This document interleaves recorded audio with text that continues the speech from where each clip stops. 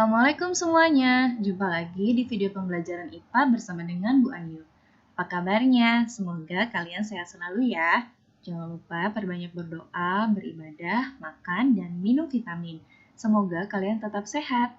Nah, hari ini kita akan belajar materi tema 6H, yaitu tentang alam semesta. Nah, sebelum kita mulai belajar lebih jauh, yuk disimak baik-baik ya video pembelajaran dari Bu Ayu. Sebelum mulai belajar, siapkan dulu buku tema 6H-nya, catat apa saja materi yang Bu Ayu sampaikan lewat video pembelajaran ini. Karena dari video pembelajaran ini ada beberapa materi yang mungkin tidak ada penjelasan lebih lengkapnya di buku kalian, jadi jangan lupa untuk dicatat. Kemudian sebelum kita mulai belajar, kita sama-sama baca bismillah ya. Bismillahirrahmanirrahim. Pada halaman ini, Anda planet Bumi memiliki dua macam lapisan, yaitu lapisan internal atau dalam dan lapisan eksternal atau luar. Lapisan dalam merupakan lapisan pembentuk bumi. Lapisan-lapisan ini terletak dari permukaan bumi atau disebut juga dengan kerak bumi hingga bagian dalam bumi atau inti bumi.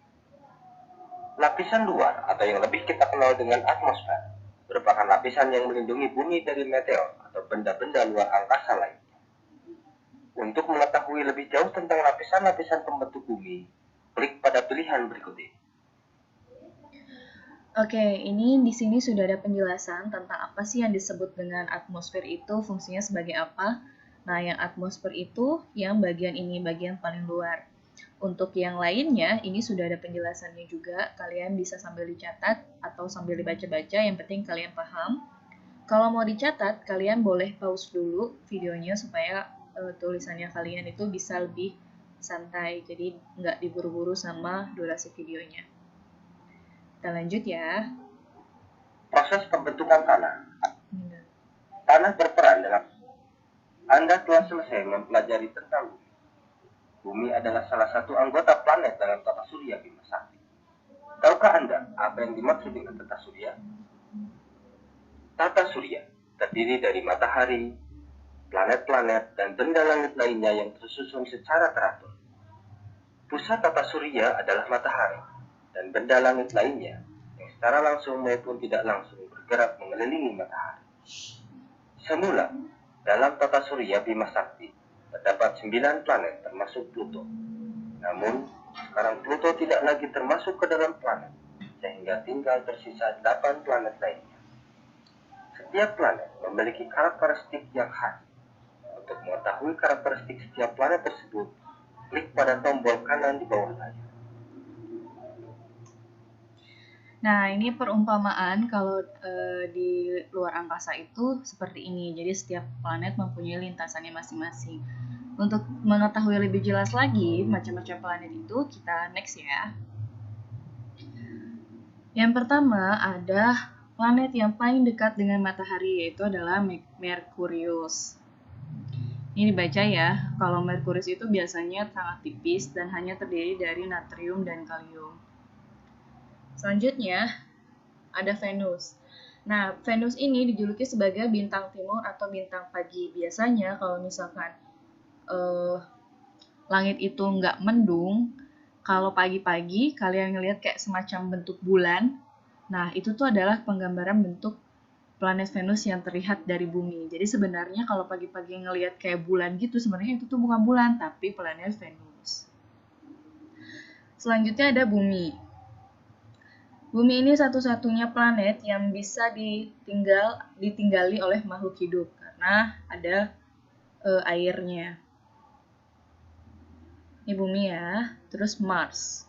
Mars ini disebut sebagai planet merah karena dia warnanya merah, tersusun oleh karbon dioksida dan nitrogen. Jupiter ini yang paling besar dari planet-planet yang lain. Nah, susunan atmosfernya terdiri dari hidrogen dan helium, oksigen dan natrium, tapi dalam jumlah yang sangat sedikit.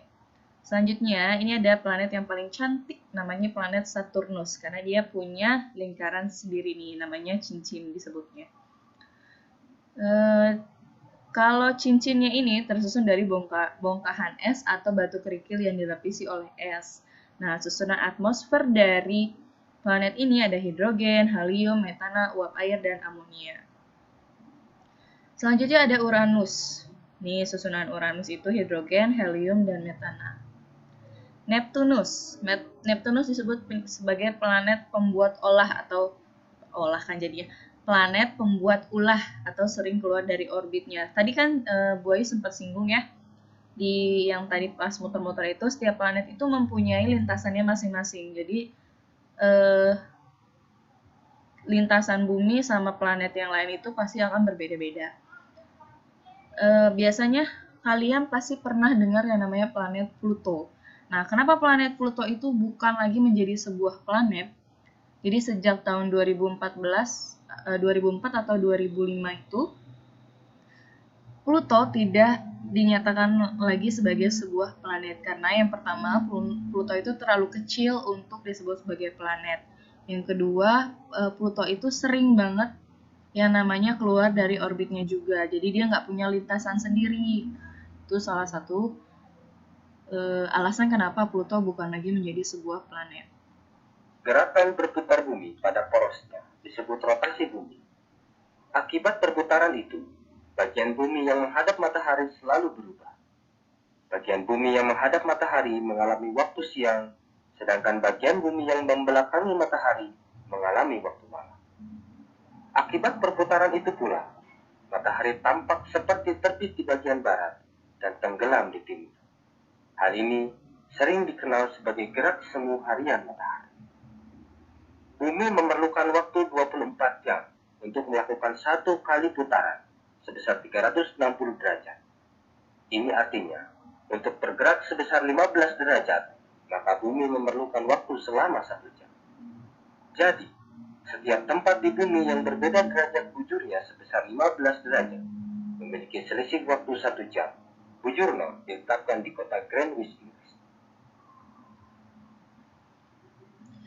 Nah, ada yang namanya gerak rotasi bumi dan revolusi bumi. Kalau rotasi bumi itu gerakan berputar bumi pada porosnya. Nah, kalau misalkan gerak rotasi bumi ini menyebabkan perbedaan siang dan malam, gerak semu harian matahari, dan perbedaan waktu. Kayak di Indonesia itu ada 3 perbedaan waktu. Ada waktu Indonesia bagian barat, waktu Indonesia bagian tengah, dan waktu Indonesia bagian timur. Ada sih di buku kalian, nanti kalau untuk lebih jelasnya lagi kalian bisa lanjut baca di buku kalian. Nanti Bu Ayu cantumkan halamannya di deskripsi boxnya ya. Selain berotasi, bumi juga melakukan revolusi. Gerak revolusi bumi terhadap matahari memerlukan waktu 365 hari. Akibat kemiringan sumbu rotasi bumi, bagian bumi utara menerima intensitas cahaya matahari yang berbeda dengan belahan bumi selatan. Hal inilah yang menyebabkan terjadinya perbedaan musim di antara belahan bumi utara dan selatan. Sementara itu, untuk daerah yang berada pada garis khatulistiwa, misalkan Indonesia, perubahan musim tidak terlalu jelas dirasakan, karena daerah ini selalu menerima pancaran sinar matahari yang hampir sama sepanjang waktu.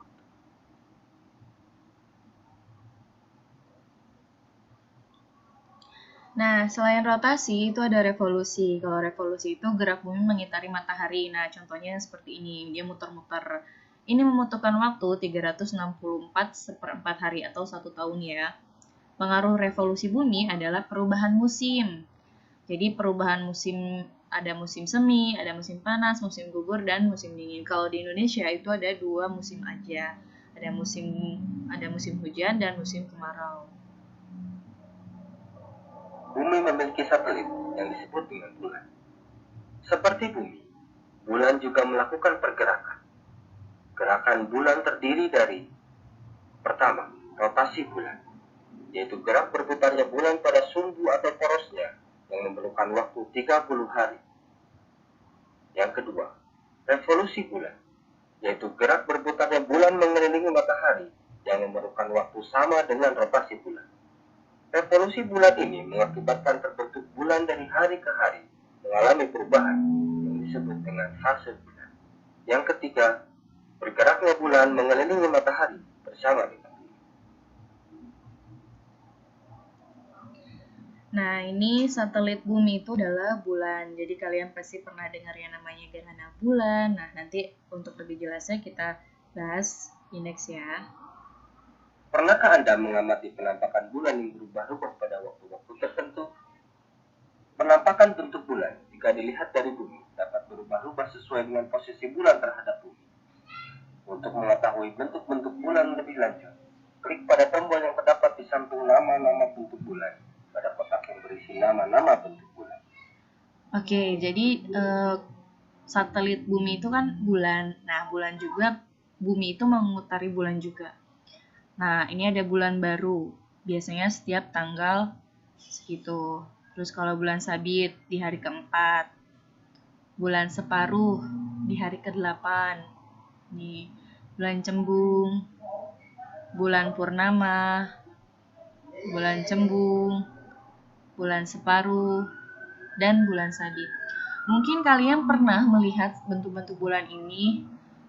Nah, ini adalah nama-namanya. Jadi nanti kalian sambil dipahami lagi. Jadi pas kalau ngelihat langit, bulannya bentuknya itu namanya bulan sabit. Nah, jadi nanti kalian tahu deh. Pernahkah kamu mengalami peristiwa gerhana matahari? Gerhana matahari hanya terjadi siang hari. Pada permulaan gerhana, bulan mula-mula menutupi matahari, sehingga keadaan cerah berangsur-angsur menjadi gelap. Gerhana matahari terjadi apabila matahari, bulan, dan bumi berada pada satu garis lurus. Akibatnya, sinar matahari akan terhalang oleh bulan.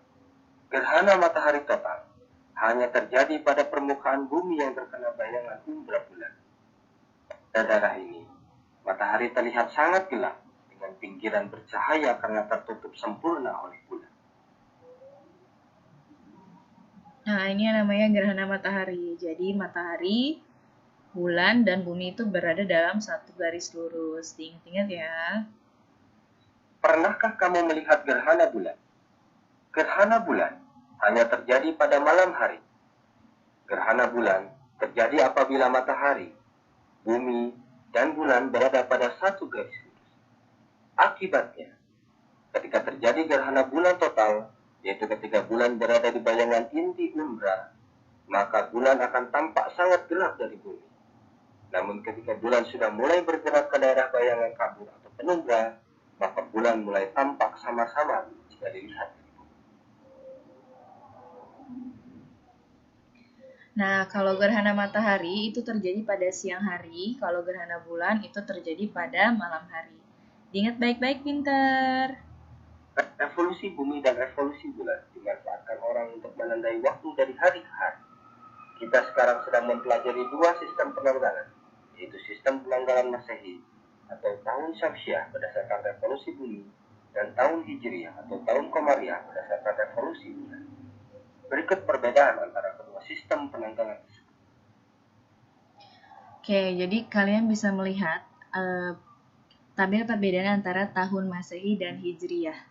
Sebenarnya kalau tahun Masehi dan tahun Hijriah itu kalian pernah dengar pasti. Nah, untuk perbedaan lebih lanjutnya kalian bisa lihat di sini. Yang paling sering adalah, yang paling condong itu adalah perbedaan bulannya. Kalau di tahun Masehi itu ada Januari, Februari, Maret. Nah, kalau di tahun Hijriah ada Muharram, Safar, Rabiul Awal. Jadi kalian pasti udah tahu sih sebenarnya. Jadi tapi ini boleh dicatat, boleh sambil dibaca aja. Yang penting nanti kalau ada soal kalian tahu. Baiklah, cukup sampai di sini pembelajaran kita hari ini. Sampai jumpa di video selanjutnya. Terima kasih. Assalamualaikum warahmatullahi wabarakatuh.